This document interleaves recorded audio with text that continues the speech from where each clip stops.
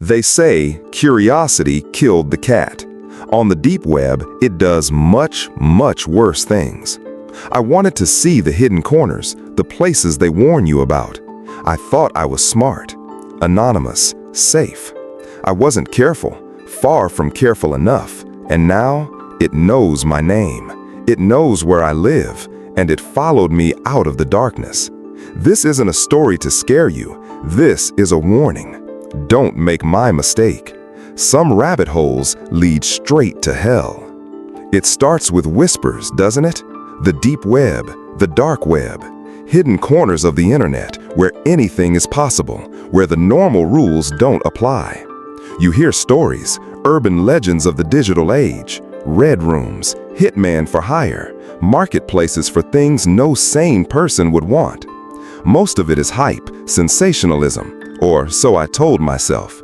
But the idea planted a seed, a little itch of curiosity. I'm not a criminal. I wasn't looking for anything illegal. I'm just curious, always have been. I like to know things. And the idea of this vast, unexplored territory right there, accessible from my own laptop, was a lure I couldn't resist. So I looked it up. Tor browser, VPNs, the whole package. I felt like a digital explorer, a Magellan of the cyber abyss. The first time I logged on, my heart was pounding. That weird onion router loading screen, it felt like walking through a hidden door. My initial forays were disappointing, to be honest. Lots of dead links, forums that hadn't been updated in years, conspiracy theories so bizarre they were almost funny. I found a few odd marketplaces, sure, selling stuff I wouldn't touch with a 10-foot pole, but it all felt distant, like a poorly curated museum of human depravity. Nothing that felt immediately threatening, nothing that felt real enough to be truly dangerous. I spent a few weeks just poking around, cautiously at first. I read the warnings, don't download anything, don't click on unknown links, never use your real information. I thought I was being smart, careful. That was the catch, you know, the mundane horror of it all. It wasn't the immediate shock and awe I'd kind of expected from the legends. It was just a darker, weirder, more broken version of the internet I already knew. And this normalcy, this feeling of, oh, this isn't so bad, made me complacent. It made me let my guard down. I started clicking on links less cautiously. I started digging into forums that had a certain reputation. I was looking for that authentic deep web thrill, that forbidden knowledge.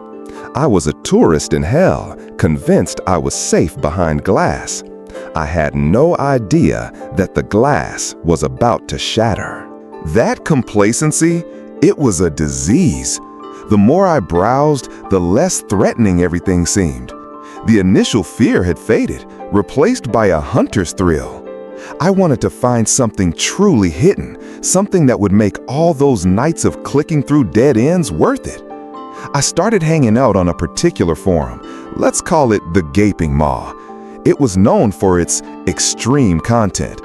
Not illegal stuff, not overtly so, but just disturbing. Disturbing discussions, links to bizarre art projects, philosophical ramblings that bordered on the insane. Most of it was just edgy nonsense, people trying to outdo each other in weirdness. But one thread caught my eye. It was titled with a string of seemingly random numbers and symbols. No replies. Old post. Most people would ignore it. I should have. But there was a single link in the body of the post. No description, just the link. It looked different. Not a .onion address. Something else. Shorter, more compact. My hand hovered over it. Every warning I'd ever read screamed in my head. Don't click on unknown links. Verify everything. Don't trust anyone. But the allure, it was too strong. It felt like this, the real deal, the hidden corner of the hidden corner. My heart was pounding, not with fear anymore, but with a perverse kind of excitement. What's the worst that could happen, I thought. It's just a web page. That was my first mistake, my biggest mistake. I wasn't careful.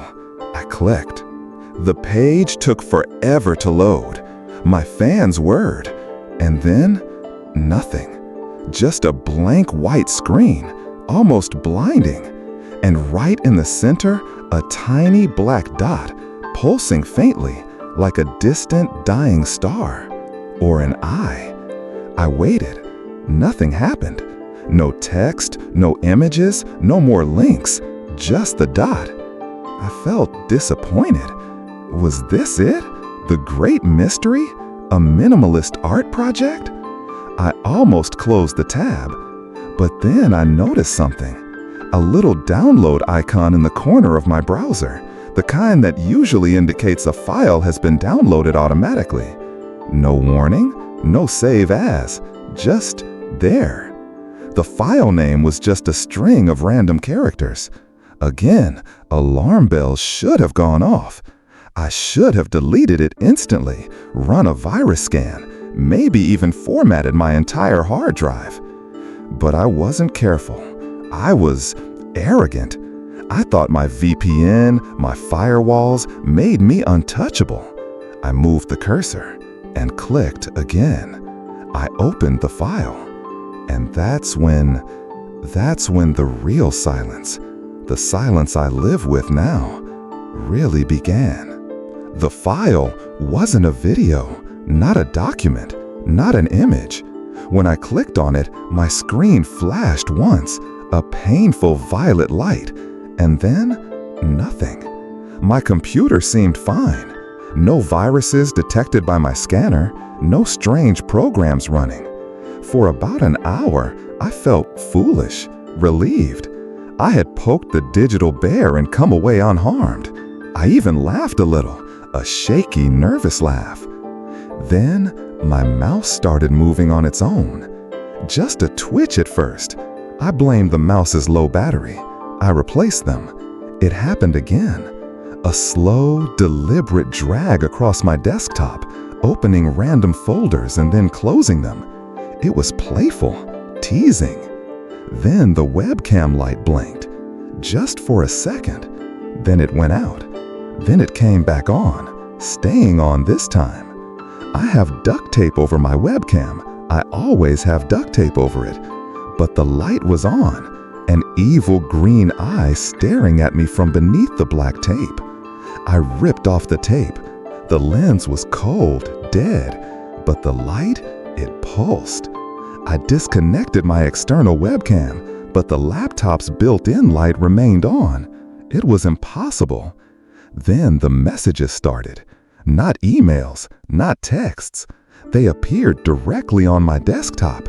Little sticky notes like the ones you use for notes. Only these weren't my notes. We see you. Did you like our little dot? You weren't careful enough. My name. They knew my name. How? My VPN, my precautions, they were nothing.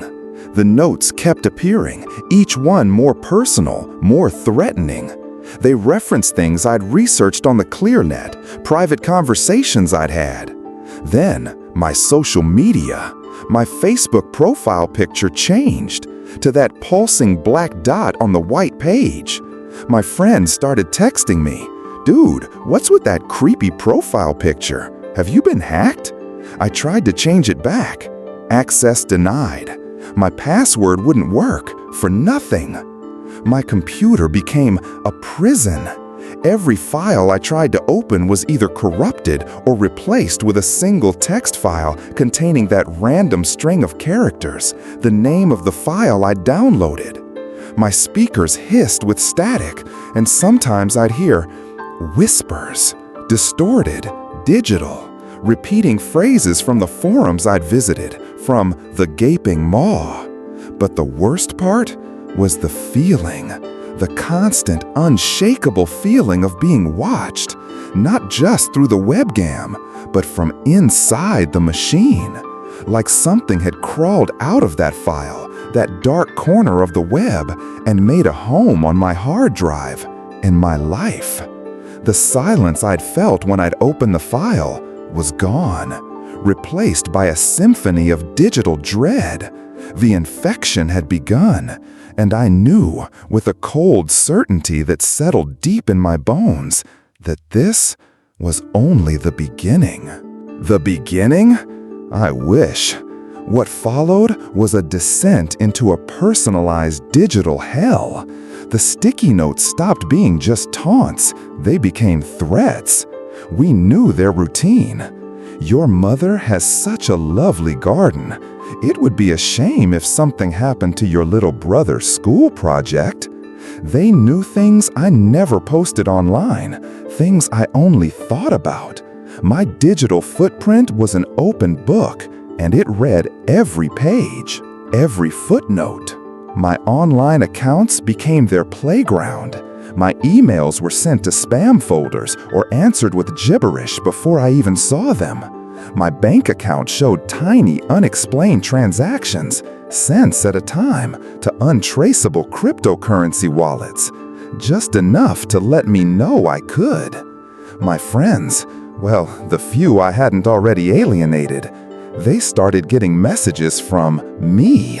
Horrible messages, abusive, threatening, deeply personal attacks using information only I would know.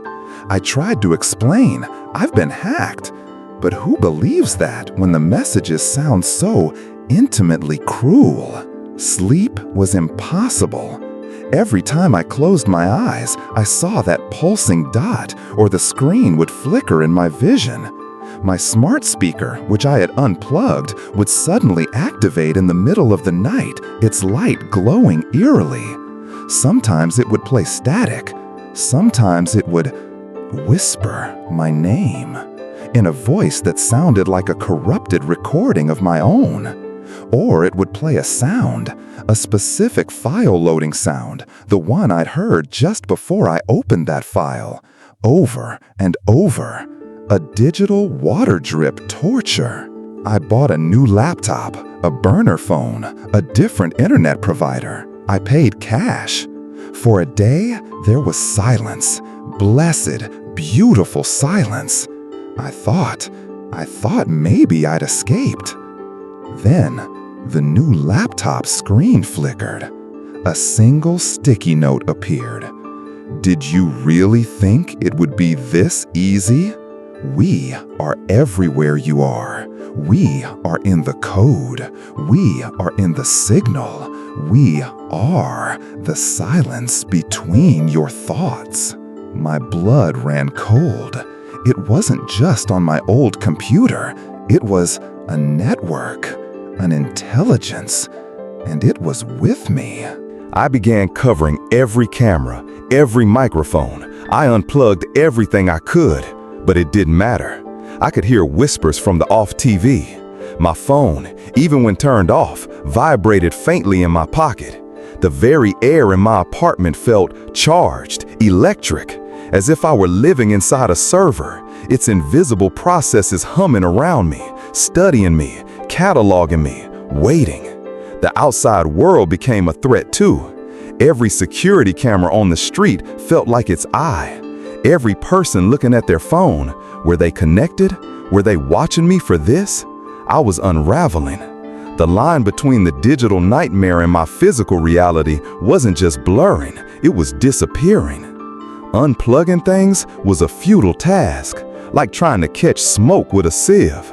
The network, as it called itself, was no longer in the wires. It was in the air, in the silence. I began to hear things, even when everything was off. Not just the whispers of dead electronics, footsteps, soft, shuffling footsteps in the hallway outside my apartment door, always late at night, always stopping right in front of my door. I would hold my breath, paralyzed, but no one ever knocked. There was never anyone there when I finally worked up the courage to look through the peephole. Then the calls came. My cell phone, my burner phone, the one I wasn't supposed to know I had, would ring. Unknown number. I would answer, my heart racing. Silence, just dead air. But I could feel something on the other end. Listening, breathing. Once, just once, I heard a sound before it hung up. That specific file loading click, the one I downloaded. It was a reminder, a threat. We know you have this new number too. The feeling of being watched was constant, suffocating. Not just digitally. I'd be in my kitchen and a cold spot would pass me by. I'd see movement out of the corner of my eye, a flicker, a shadow in the reflection of a dark window, too quickly to be sure. Was it real, or was I finally truly losing my mind? I didn't know which was worse.